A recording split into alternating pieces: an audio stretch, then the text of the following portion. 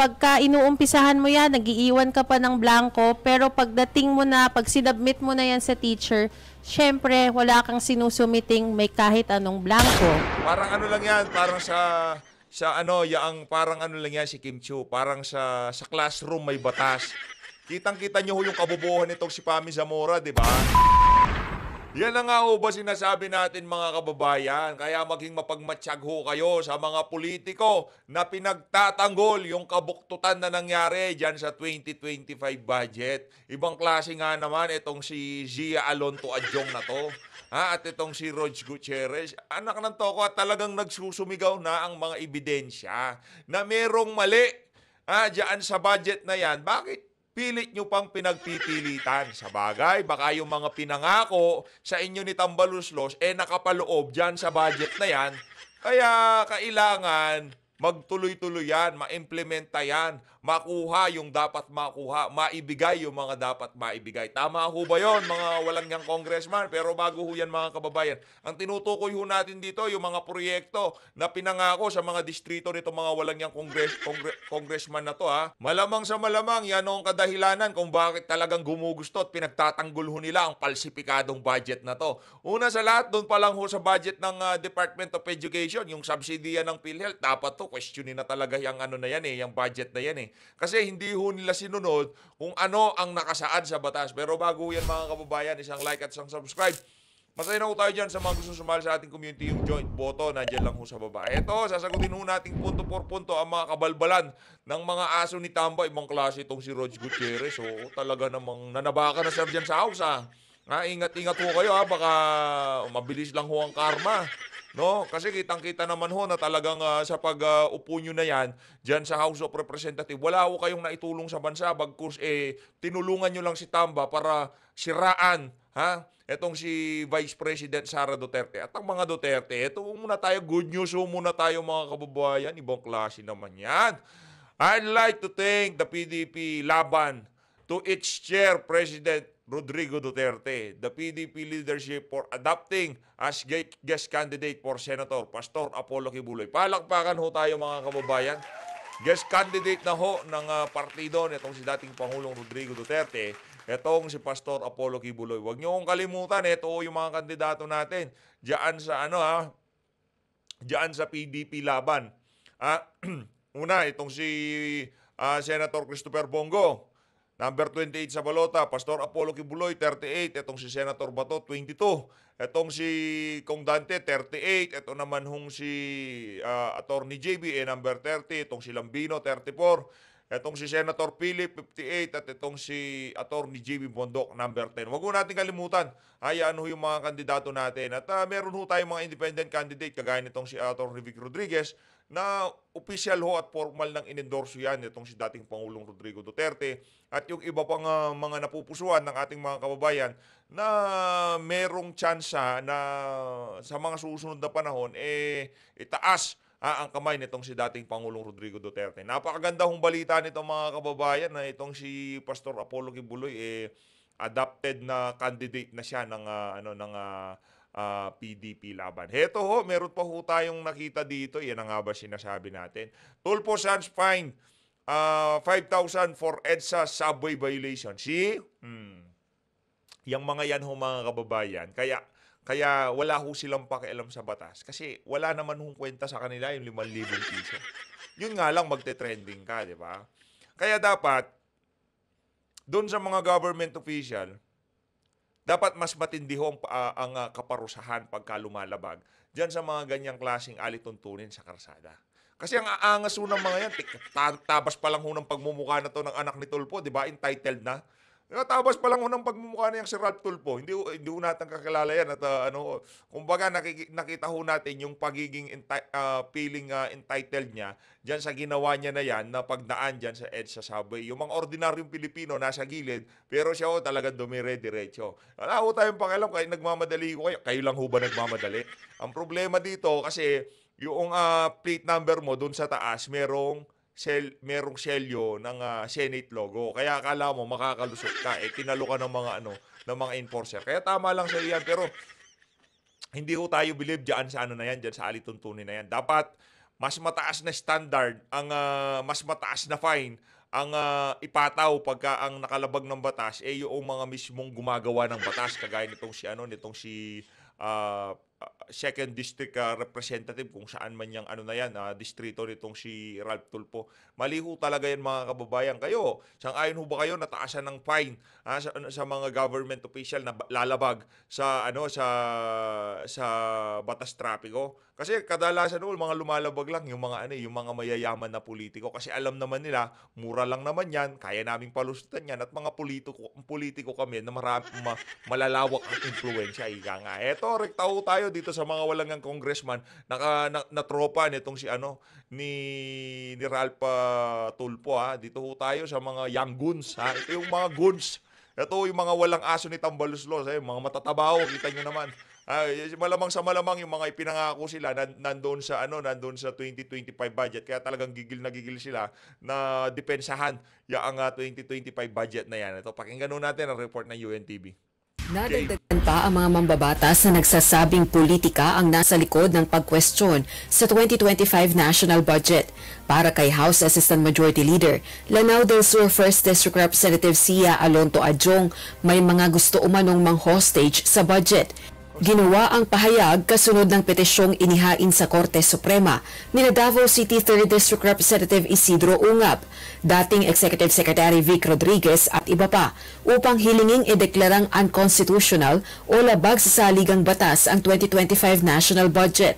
What they're May gusto daw humostage sa budget. Sa katotohanan ho niyan, pwede naman ho pala tayo mag-reenacted budget.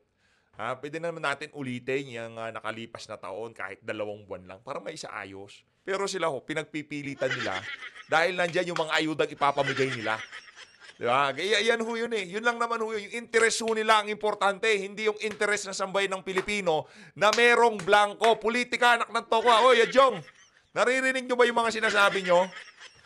Paano nyo masasabing politika? Iba-iba yung mga dahilan nyo Itong si Stella Kimbo, kesyo, merong blanco pero binigyan sila ng authority yung technical staff na magpalit ng mga figure o maglagay ng figure diyan sa BICAM report. Pero kayo hina-hijack na o hino-hostage na yung budget. Paano mo hostagein? Paano yung masasabing politika?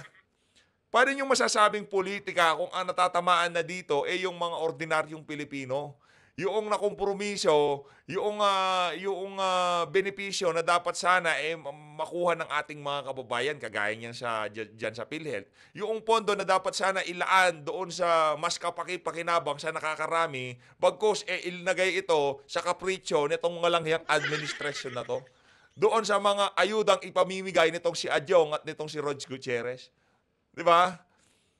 Yung ang problema natin dito, Congressman Adjong, ang kapal naman ho ng mukha nyo na sabihin sa sambayan ng Pilipino na hino-hostage ng mga nag-call out sa mga kabuktutan na ginawa dyan sa 2025 budget. Huwag ho tayo maglukuhan dito, Congressman Adjong. actually asking is tantamount to hostaging the budget, the operation of all the agencies in the government.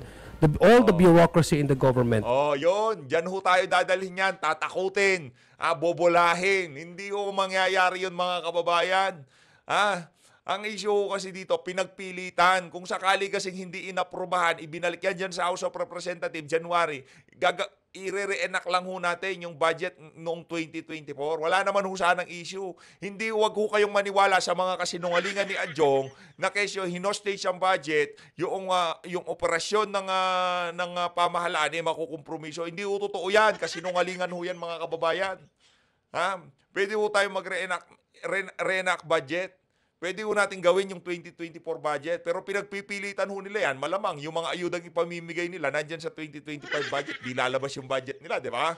Yung mga proyekto na ipinangako ni Tamba sa mga distrito ng mga walang yang congressman nandun sa 2025 budget. Ayaw ho nila yung 2024, wala namang akap dun Di ba? Walang akap sa 2024 dito sa 2025, talagang full force yung akap na yan. Kaya talagang, kumbaga, inaano ho nila, talagang gumugusto tong mga walang yang congressman na to. Tuloy. For 2025 operation. Yes, I think one of the reason, kasi kung titingnan mo rin kung who are the people behind the filing of the questioning the budget before the Supreme Court. They are all well connected with the Duterte. Mariin namang Grabe naman yan, Congressman Adjong. Talagang kailangang i-connecta sa mga Duterte. Ito si Tatay Digong, yan, si Kong Sid, yan, si Attorney Vic, ang naglabas ng issue na yan. Lumabas na yan noong mga bandang December, linabas na itong si Senator Amy Marcos. Pero yung tipong pahapyaw lang. Alam kasi ni Amy, talagang lalabas at lalabas, lalaki itong issue na to. Kaya pinasundutan niya lang para masabi niya na hindi ako pumirma, ganito ginawa ko, pero hindi ho siya nag-object. Tumayo siya diyan sa Senado, pero napakalamyahot, kulang-kulang ng mga naging tugon ng ating super ate dito sa issue na to. At ito namang si Adjong, binabahiran ho ng politika. Budget ho ito, paano naging politika? Kayo hong gumawa ng ano na yan, ng mga kabalbalan na yan. Pinuna lang ho kayo, kagad politika na. Blanco yung mga nasa BICAM, kagad politika na. Hindi ho politika yan. Ang nakasaalang-alang ho dito, yung ating mga kababayan. Yung ginawang panluloko ng BICAM sa ating mga kababayan. Yung pinaplanong gawing panluloko, kaso nabisto. Ngayon, todo depensa kayo. Yan ang problema natin. pinabulaanan ng mga petitioner ang aligasyong pamumulitika ang nasa likod ng kanilang hakbang. Hindi naman ako tatakbong senador. Congressman lang ako, magre-election lang.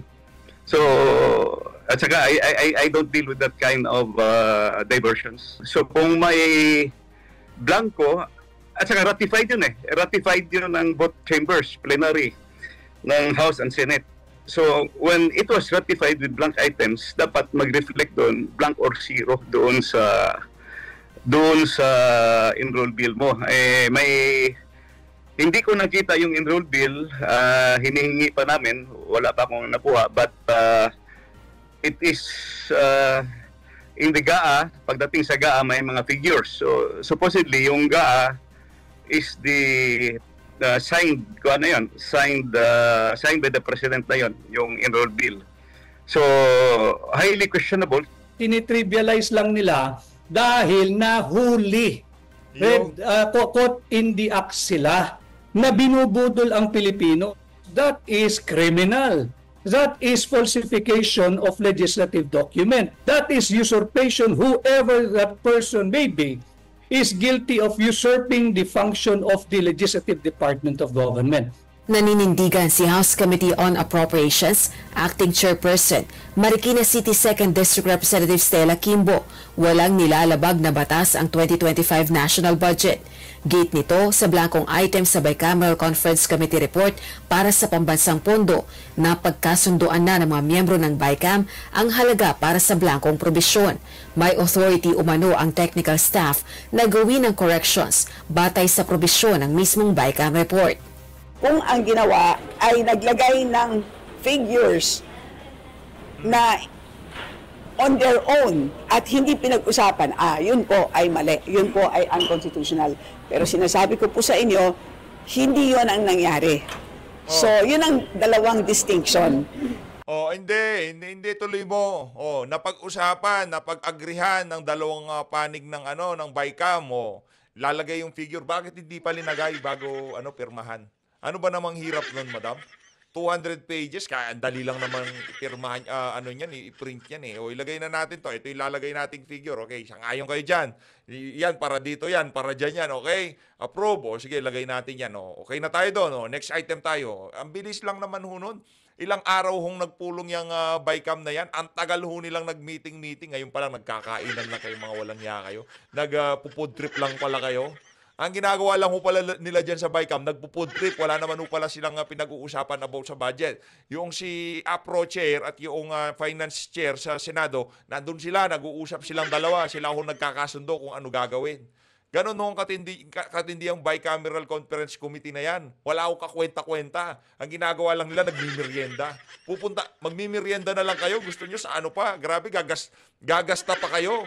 Ang dami namang function hall ang dami namang kwarto diyan sa house at diyan sa Senado. Kailangan niyo pa talagang pumunta ng saan nga ho kasi sila ang tawag dito, BICAM.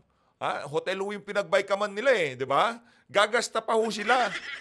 Ganun ho kawalang yato mga congressman at senador na to. Kaya kailangan ho talaga natin yung mga yung mga kandidatong kagaya nitong si Atty. Vic, yaang si Pastor Kibuloy na maluklok sa Senado para tayuan, kontrahin yung mga kalukuhan na ginagawa nila na yan dyan sa House of Representatives at Senado. No? Yung tipong tatayuan nila.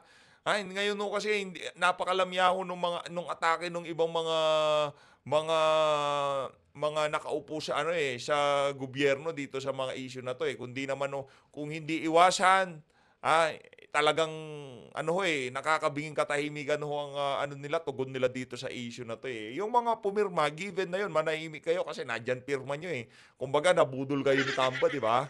Pero yung mga hindi naman nakapirma sana naman magkaisa kayo para ipakita na para kayo sa kapakanan ng ating mga kababayan at hindi para sa sa mga kagustuhan itong si Tambaluslos. At again, as I had explained, lahat po ay ayon sa reports na existing na po.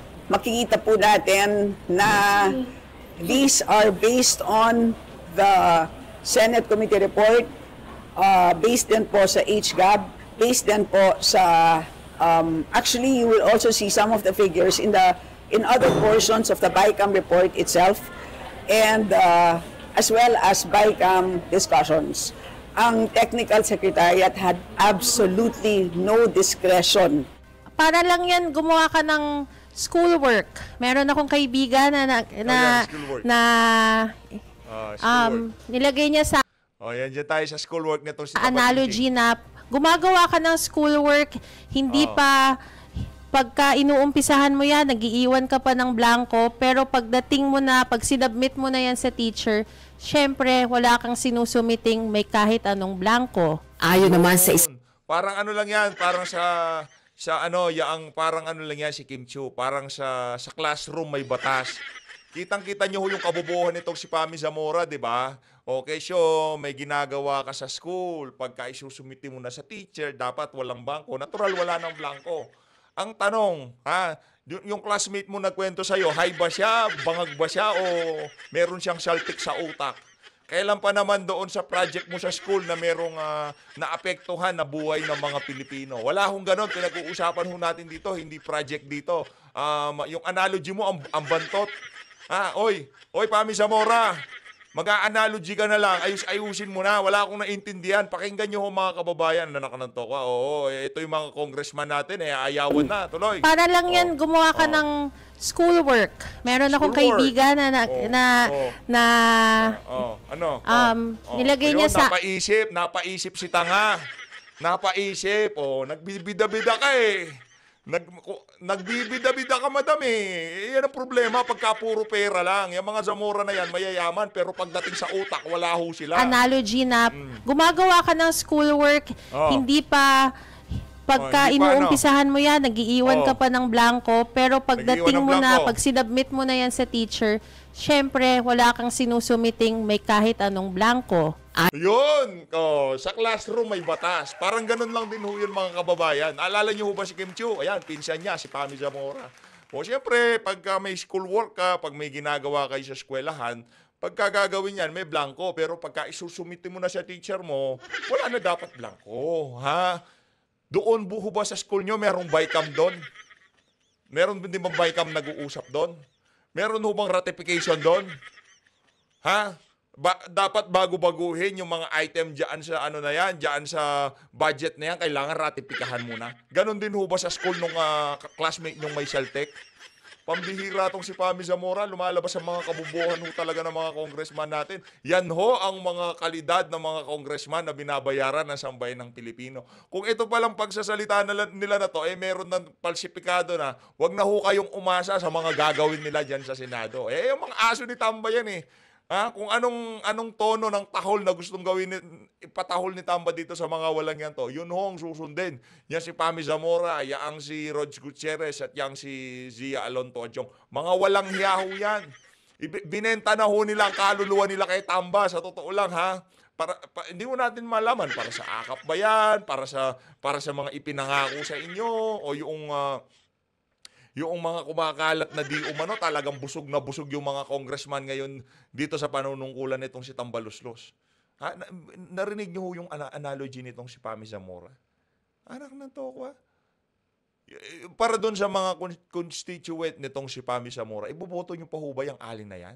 Maawa ho kayo sa lugar niyo. Maawa ho kayo. Hindi naman ako kumbaga, nakakapaghasik sa sabo ng lagim sa buong Pilipinas. Pero yung mga Pilipino na bumoto diyan kay Pami Zamora, mag-isip-isip ho kayo. Kawawa ho. Tingnan niyo naman ho itong ilinuklok niyo na to. Bawat ho kasi congressman diyan, kahit sabihin mong sila, kumbaga regional yung paghahalal sa kanila, hindi national eh. 'Di ba? Distrito sila eh. Ngayon mga kababayan, pero yung paghahasik ng lagim na kaya nilang gawin, buong Pilipinas. Pagka ginamit na i-utilize sila nitong si Tambaluslos sa mga hearing, sa mga press con na kagaya nito, talagang dapat wag din ho tayong basta-basta na maghalal ng mga congressman sa mga susunod na election. Especially dito sa 2025 election, pakapiliin ho natin ng maigi yung mga congressman na ihahalal natin. Diyan sa Davao, automatic ho, i-X nyo na yung si Migs Nograles. Huwag niyo hong papalagin yan. Dapat itong si Manong Pulong ang diyan, manalo diyan, ika nga, Ngayon, kung sino itong si Rog, party list yan ginamit niya yung nag-piggyback yan, di naman rider yan, baka nga di na marunong magmaneho ng motor yung mama na yan Nag-piggyback ko sila doon sa one rider party list. Ngayon, yan. Yan si Busita. Dati pa naman, ang daming bilib na bilib dyan sa party list na yan. Ngayon, wala na ho mga kababayan, pati yung mga rider, galit na rin dyan sa one rider na yan. Paano ba naman kasi? Sa loob ho ng 3 taon, wala hong ginawa yung one rider party list na yan kung hindi dilain yung tumbong nitong si Tambaluslos. Ikaw naman, Rog. Ayon naman sa isa pang kongresista, sa Korte Suprema na nga dapat resolbahin ang issue. Ito ay bagaman naniniwala siyang dumaan sa proseso ang pagpasa at pag-aproba sa 2025 national budget. We believe that we've worked very hard for this budget and we'd like to think that it followed all the guidelines that would... Talaga naman pinaghirapan niyo yung budget na yan. Ang hirap kayang isipin kung ano yung mga isisingit-singit dyan. Ang hirap kayang diskartehin kung paano isisirong subsidiya para sa PhilHealth. Di ba? Ang hirap paraanin, ang hirap palusutan kung paano itatapyasin ng budget ng Department of Education. Talagang hirap na hirap kayo dyan. Doon ako naniniwala sa kanila. Kasi ang hirap pong ipaliwanag nun nakalagay sa saligang batas, dapat ang Department of Education siya ang pinakamalaking makuhang pondo, mailaan na pondo sa ating pambansang budget. Sa sobrang hirap po nun mga kababayan, tinapyasan ho nila ng napakalaki ang budget ng Department of Education. Kaya doon pa lang naniniwala ho tayong hirap na hirap sa pagbalangkas itong mga walang hiyang congressman na to, kung paano ho nila tatapyasan, ilalagay dito para sa AKAP, para sa mga proyekto sa mga distrito nila, na sila din naman yung mga kontraktor o kamag-anak, kakilala, kaibigan nila yung mga kontraktor, di ba? Yun lang naman gusto ng mga yan, magkaroon ng project. SOP ho kasi yan. Kunyari lang. Ito, halimbawa lang to, Rog, ha? Kunyari lang. Halimbawa, ito, Rog Gutierrez, o di naman kaya Pami Zamora, o di naman kaya Zia Alonta dyan. Kunyari lang, hindi to. Dahil walang humpay ang kakadila nyo sa tumbong ko, sabi ni Tamba. Bawat hearing, present kayo at napakadadaldal nyo, di ba?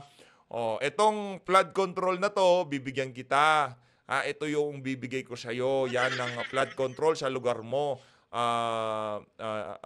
Pami Zamora o Zia Alonto Jong. Ayan yan yung mga proyekto sa 2025 budget para sa inyo yan. Ang matindi ho dito mga kababayan, halimbawa lang to, yung iba ho kasing congressman, ganito kanilang kalakaran dyan Mga congressman, hihingi ng proyekto, tapos kamag-anak o tatay pa nila yung kontraktor ng mga proyekto. Kaya todo ang kita ho nila. Kaya lahat na lang gusto maging congressman kasi nagiging bilyonaryo ho sila.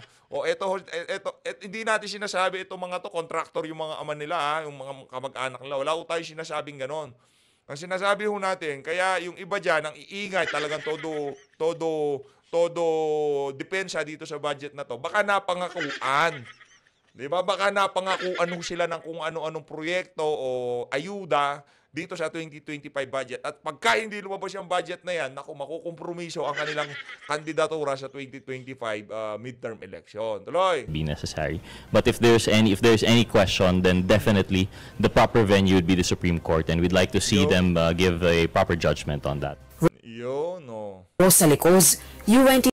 Ayun, maliwanag pa ho sa sikat ng araw. At least yung si Rog Gutierrez, di siya nagkupal kagaya nitong si Zia Alonto Adjong, hino-hostage daw. Relax ka lang, sir. Ang problema kasi, linagyan nyo ng kung ano linoko nyo ang ating mga kababayan Yun ang problema dito. Dito naman mga kababayan, lipat ho tayo dito kay Atty. Salvador Panelo, kaugnay sa pagbibigay ng executive clemency dito kay Mabilog, no? Yun yung kaso ni Garin, di ba? Wala na rin wata yung dembak siya, di ba? Ito naman kay Mabilog. Pakinggan natin itong si Atty. Salvador Panelo. Lumabas na rin po yung executive clemency po ni former Iloilo Mayor Jed Mabilog. At kayo po ay may reaction tungkol dito. Maybe you can tell our viewers and listeners what your reaction is and why you feel that way. Well, alam po ninyo, yung si Mabilog ay dinismiss ng ombudsman for graft. At sinuspindihan yan. At hindi na dapat makakabalik yan sa servisyo dahil nga sa craft. Pero nung bumalik at maraming sinasabi kontra kay Presidente Duterte, siniraan siya, pati na yung kanyang drug war, kaya sabi niya, bigla nilang binigyan ng clemency. Ang ibig sabihin yan ay isang reward para sa kanyang mga pinagsasabi, paninira. At most likely, gagamitin nila testigo yan laban kay Presidente Duterte doon sa kanyang drug war. Yun. Okay. Ano pala, bayad utang. Tama ho yung ating suspecha dyan sa paggagawad ng executive clemency. Presidential pardon, o kung ano pa may clemency, yang si Patrick Jed Mabilog. Hindi pa ho tapos ang paggamit ng administrasyon sa kanya. Kasi baka tama nga naman, baka kasi ang sinasabi natin, bakit sa ICC dinadala ang kaso, siguro tatrabahuhin na ho sa Pilipinas yung yung kay dating Pangulong Rodrigo Duterte at magiging witness itong si Mabilog, no? Hindi malabo. So are you so obviously kasi although sabi rin naman ni Mayor Mabilog, sa kanya rin po naging political kasi dun sa mga Quadcom hearings wala naman daw talaga yung pangalan niya initially, tapos napasama yung kanyang pangalan. Kaya wala siyang choice kung hindi umalis rin, no? He feared for his life and he was also warned not to come back. Alam mo, doon sa hearing, sa kanyang statement siya, sinasabi niya, kaya raw siya pinag-initan dahil hindi niya sinuportahan si Presidente Duterte na tumakbo sa 2016. Pero kung yun ang linya mo, linya ni Mabilog, di dapat lahat kinasuhan ni Duterte. Dahil wala namang sumuporta sa kanya. Yung isang gobernador sa Agusan del Norte. Wala nang iba. Lahat kumontra sa kanya. Lahat na mayors, lahat na gobernador, pati mga barangay kapitan, wala namang tumulong sa kanya. Taong bayan ang sumuporta sa kanya. Kaya yung kanyang katwiran, hindi totoo yun. Doon yung nagpapakita na sinungaling siya. Yung pa lang mga kababayan, nuknukan na kasinungaling itong si Mabilog. Wala ho. Ang lagi lang binibida ni Tatay Digong, isang gobernador kung di tayo nagkakamali, ang sumuporta sa kanya, yung si Amy Marcos noong mga panahon na yon. Wala ho. Kasi sinasabi ni Tatay Digong, kung tinanong siya, pagka naano ka, naging presidente ka, itong si Marcos Sr., ililibing ba sa libingan ng bayani? Libing, yun. Meron na pala Diba? Meron na pala yung si Amy Marcos, kaya sumuporta siya. Pero nung itong si Vice President Sara Duterte, noong sinabi nila mag-unit team sila, kesyo ganito, kesyo ganyan, nung nakaupo na ho itong mga Marcos na to, lahat ng napag-usapan, wala na. Bye-bye, adios, ika nga, tapos na. Sila na ho, kumbaga, pag-upo nila, wasak na ho unit team. Ngayon mga panahon na to, tahimik na naman ho yung issue ng nitong si Kokak, yung si Lisa Araneta Marcos. Behind the scene ho, silang dalawa ni Tamba ho talaga ang ano dyan, tumiti mo. Yang si Marcos Jr., bigyan mo lang ng pulburo niyan, okay na yan eh. Wala naman mong pakialam yan sa gobyerno, wala. Ano lang, magkapera tapos makapag-pulburon, okay na yan. Solve na ho yung araw niya pagka ganun siya. Yang si Marcos Jr., bigyan mo lang yan ng isang pulburon o mga damihan mo na yung pulburon tapos may pera lang siya o bahala ka na yan, Tamba, bahala ka na dyan, Lisa, di ba? Ganun lang ganun ang nangyayari ngayon sa ating bansa. Kaya dito talagang kinakampanya ho natin yung mga kandidato ni Tatay Digong. Ngayon, ano na yan, yung mga kandidato natin dyan, mag-iisang buwan na yan. Hanggang sa ano ho yan, hanggang next election ho, magpapaikot-ikot dyan yan. Mga kandidato nitong si dating Pangulong Rodrigo Duterte. At siyempre, si Tatay Digong, special yan sa atin eh. Siya lang yung local candidate na bumabandera ang kanyang pagmumukha dyan sa screen ni PH Update. Tuloy. Ni-review ko, Attorney Sal, yung kanyang appearance before the Quadcom hearing. At meron siyang actual clips of President Duterte threatening him na ipapapatay siya. That's why he fled, hindi ba? The country, and he was away for 7 years. He was granted political asylum by the United States dahil merong actual threat sa buhay niya na ayon sa kanyang testimonya, pinipilit siya na isangkot si Mar Rojas at si Franklin Drilon bilang mga sangkot sa illegal drug trade. At ang mga tumatawag sa kanya na telling him, you should leave, huwag ka pupunta sa Campo Crame dahil ipapapatay ka, di ba? That's why talagang the following day, immediately he left, on a flight to Japan, and then from Japan, he was able to leave to the United States. Yung pong sinasabi niya, under oath po yun. At merong actual clips po ang former President Rodrigo Duterte threatening him, parang at least 3 yung clips na nakita ko na pinalabas din po nung hearing, na talagang may actual pagbabanta mula po sa dating Pangulo sa buhay po ni former Iloilo Mayor Jed Mabilog. Attorney Sal. Number one, gagawa nyo lang yun. Kahit pa yung mga sinupat, di ba ganito na ba ginagawa nila sa Kongreso. Pangalawa, yung sinasabi niyo yung threat, o sinasabi niya yung threat, yun kasama yun sa mga pagbabanta ni Presidente Duterte doon sa mga import, kaya biglang nagkawalaan niya natakot lahat eh. Yung bantang yun kasama yun sa kanyang patakaran, takutin itong mga taong ito. Pero wala naman, hanggang ngayon, wala namang magpapakita na may pinatay siya. Sino ba pinatay niya? Sa anong kalakaran? Under what circumstances? Wala. Puro lang akusasyon. Si Presidente Duterte naman, natural sa kanya yung estilo niya. Kaya siya naging matagumpay. Pero bakit siya pinag-initan, Attorney Sal? Why are there actual clips of death threats?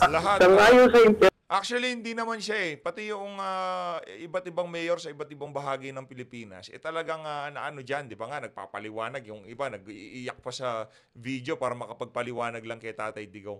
Itong si Mabilog, malamang sa malamang, talagang sangkot yan. Kaya tumakbo ho yan eh. Yung iba, wala naman nangyari sa kanila. Nasama sila sa drug watch list. Yung mga, yung mga mayor. O yung iba, hindi man umalis sa ating bansa, pero nalinis nila yung kanilang pangalan kasi hindi naman talaga sila kasali. O, tanungin natin yan si Kung Hun, di ba? Nasama din sa watchlist ni Tatay Digong pero buhay. Hindi ho siya umalis. O, nagpaliwanag siya. O, siguro napagbigyan. O, etong si Mabilog, malamang malalim ho talaga ang involvement niya. Kaya tumakas siya. Malamang kaya tumakas ho siya. Intelligence, talagang involved siya.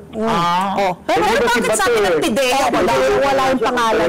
Di ba, sabi ni General Bato, noon, kasi ganito ho yan. Ngayon, ang PIDEA, kahit anong gusto nating marinig, para marinig na kung saan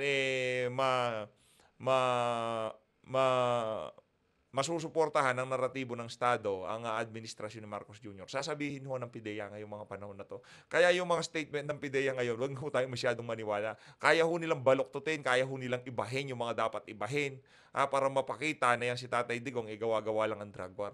Ngayon ho mga kababayan, kumusta naman ho ang trabaho ng PIDEA sa inyo? Satisfy ho ba kayo? Satisfy ho ba kayo sa paglaganap ng illegal na droga sa mga lugar nyo? Yun eh. Dito pa lang makikita na natin na yung PIDEA ngayong mga panahon na to, hindi mapagkakatiwalaan eh. Lagana pang illegal na droga, tapos maniniwala tayo kung ano sasabihin ng PIDEA ngayong mga panahon na to. Parang ang labo nun, mga kababayan. Malabo. Tutulungan kita kung talagang wala. Wala naman, tapos sasabihin niya, hindi siya pupunta rin dahil papatay siya. Kapulos to ganda, papatay niya sa loob ng PNP at PS.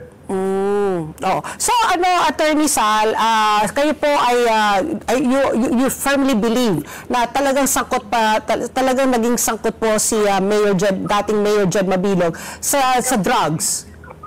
Yun ang intelligence report. Apart from that, talagang napatunayan siyang guilty sa corruption. If you're guilty of corruption, hindi malayo na guilty ka rin sa maraming kalokohan, mga illegal na aktibidad.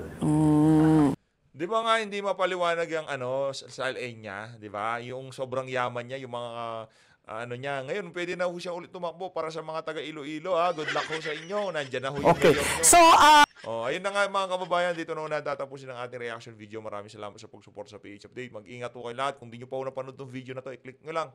Maraming salamat ho mga kababayan. Kung di nyo pa ho napanood to, click nyo lang ito. Mahalin natin ng Pilipinas. Maraming salamat.